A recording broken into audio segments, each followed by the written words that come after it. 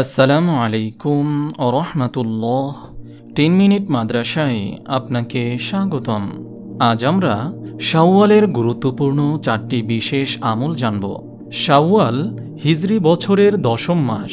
এটি হজের 3 মাসের প্রথম মাস, যার প্রথম তারিখে ঈদুল ফিতরের নামাজ ও সাদকাতুল ফিতর আদায় করা ওয়াজিব।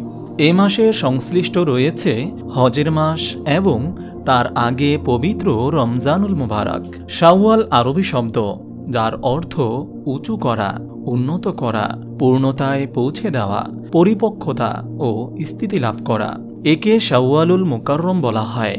এ মাসে বিশেষ 4টি আমল রয়েছে। প্রথম আমল, রমজানুল মুবারকের ছুটে যাওয়া রোজা সবার আগে এ মাসেই কাজা আদায় করে নেওয়া। দ্বিতীয় আমল, শাওয়ালের 6টি রোজা।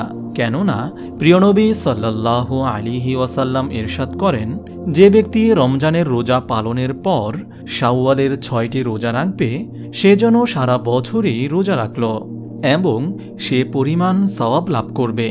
ইবনে রজব রহমতুল্লাহি আলাইহি বলেন, শাওয়ালের রোজা রাখার তাৎপর্য অনেক। রমজানের পর শাওয়ালের রোজা রাখা রমজানের রোজা কবুল হওয়ার আলামত স্বরূপ। কেননা আল্লাহ তাআলা কোনো বান্দার আমল কবুল করলে তাকে পরেও অনুরূপ আমল করার তৌফিক দেন। নেক আমলের প্রতিদান বিভিন্ন রূপ। তার একটি হল পুনরায় নেক আমল করার সৌভাগ্য অর্জন করা। তাই নামাজ রোজার আমলগুলো অন্যান্য মাসেও চালু রাখা চাই, যা একমাত্র শাওয়ালের 6 রোজা রাখার দ্বারাই সম্ভব। তবে ইবাদতের মোকাবেলায় সারা বছর সব রকমের গুনাহে লিপ্ত হওয়া থেকে বেঁচে থাকা জরুরি। কেননা এতে নাফরমানি ও অকৃতজ্ঞতা প্রকাশ পায়। হযরত সাওবান রাদিয়াল্লাহু তাআলা আনহু থেকে বর্ণিত, রাসূল সাল্লাল্লাহু আলাইহি ওয়াসাল্লাম ইরশাদ করেন, রমজানের রোজা 10 মাসের রোজার সমতুল্য, আর শাওয়ালের 6 রোজা 2 মাসের সমান। সুতরাং এ হলো 1 বছরের রোজা।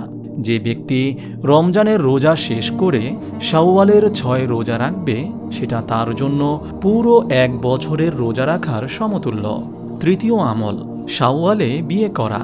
হযরত আয়েশা রাদিয়াল্লাহু তাআলা আনহা থেকে বর্ণিত হাদিস দ্বারা প্রমাণিত, শাওয়ালে বিয়ে করা সুন্নত। শুক্রবার জামে মসজিদে ও বড় মজলিসে বিয়ে অনুষ্ঠিত হওয়া সুন্নত। কারণ আয়েশা রাদিয়াল্লাহু তাআলা আনহার বিয়ে শাওয়ালের শুক্রবারে মসজিদে নববীতে হয়েছিল। বিয়ে একটি গুরুত্বপূর্ণ ইবাদত।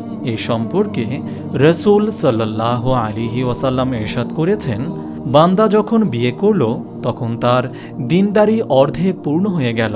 অবশিষ্ট অর্ধেকের ব্যাপারে সে যেন আল্লাহকে ভয় করতে থাকে। বিয়ের মাধ্যমে আল্লাহর রাসূলের নির্দেশ পালন করা হয়। কেননা তিনি ইরশাদ করেন, বিয়ে করা আমার সুন্নত। অন্য হাদিসে এসেছে, তোমাদের মধ্যে যাদের সামর্থ্য আছে তারা বিয়ে করো, কারণ এটা দ্বারা দৃষ্টি ও লজ্জাস্থানের হেফাজত হয়। নবীজি সাল্লাল্লাহু আলাইহি ওয়াসাল্লাম ফরমান, 3 ব্যক্তির প্রতি আল্লাহর সাহায্য আবশ্যক হয়ে যায়। তারা হলেন ওই দাস দাসী যে নিজের মুক্তিপণ আদায় করতে চায়, ওই বিয়েকারী যে আপন চরিত্র রক্ষা করতে চায়, ওই মুজাহিদ যে আল্লাহর রাস্তায় জিহাদ করে। রাসূল সাল্লাল্লাহু আলাইহি ওয়াসাল্লাম ইরশাদ করেন, যে ব্যক্তি কোনো মহিলাকে তার আভিজাত্যের কারণে বিয়ে করবে, আল্লাহ তাআলা তার অপমান অপদস্থতা অধিক হারে বৃদ্ধি করবেন। আর যে ব্যক্তি কোনো মহিলাকে তার ধন সম্পদের লোভে পড়ে বিয়ে করবে, আল্লাহ তাআলা তার দারিদ্রতাকে বৃদ্ধি করে দেবেন। আর যে ব্যক্তি কোনো মহিলাকে বিয়ে করবে তার বংশ দেখে, আল্লাহ তাআলা তার উচ্চতা ও হেয়তা বাড়িয়ে দেবেন। আর যে ব্যক্তি কোনো মহিলাকে শুধু এজন্য বিয়ে করবে যে সে তার স্ত্রীকে দেখে চক্ষু শীতল করবে, দৃষ্টি অবনত রাখবে এবং লজ্জাস্থান হেফাজত করবে অথবা আত্মীয়তা রক্ষা করবে, আল্লাহ তাআলা সেই নারী পুরুষের দাম্পত্য জীবনে সুখ শান্তিময় জান্নাতি নিয়ামত ও বরকত দান করবেন, যা দুনিয়া আখিরাতের উভয় জগতে চিরস্থায়ী সুখ শান্তির পথ সুগম করবে। নবীজি সাল্লাল্লাহু আলাইহি ওয়াসাল্লাম আরও ইরশাদ করেছেন, গোটা দুনিয়াই হলো সম্পদ, আর দুনিয়ার শ্রেষ্ঠ সম্পদ হলো নেককার স্ত্রী। রাসূল সাল্লাল্লাহু আলাইহি ওয়াসাল্লাম ইরশাদ করেন, যে বিয়ের মোহরানা কম হবে সে বিয়ে বরকতময় হবে। কন্যা দায়গ্রস্ত পিতা ও পাত্রীর পক্ষের ওপর চাপ সৃষ্টি করে যে কোনো ধরনের যৌতুক দেওয়া ও নেওয়া উভয়ের জন্যই হারাম।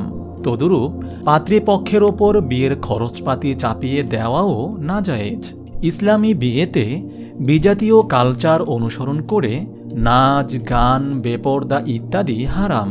বিয়ের পর পাত্রপক্ষের ওপর আল্লাহর শুকরিয়া আদায় করে সাধ্যমতো অলিমা করা সুন্নত। চতুর্থ আমল, শাওয়ালে হজের প্রস্তুতি নেওয়া।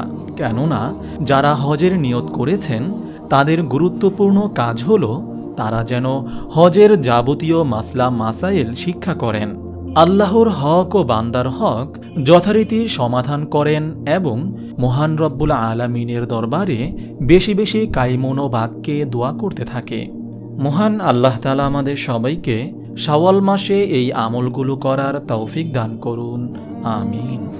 আপনি যদি এরকম ভিডিও আরও পেতে চান তাহলে এই চ্যানেলটি সাবস্ক্রাইব করে পাশে রাখা বেল আইকনটি অন করে দিন।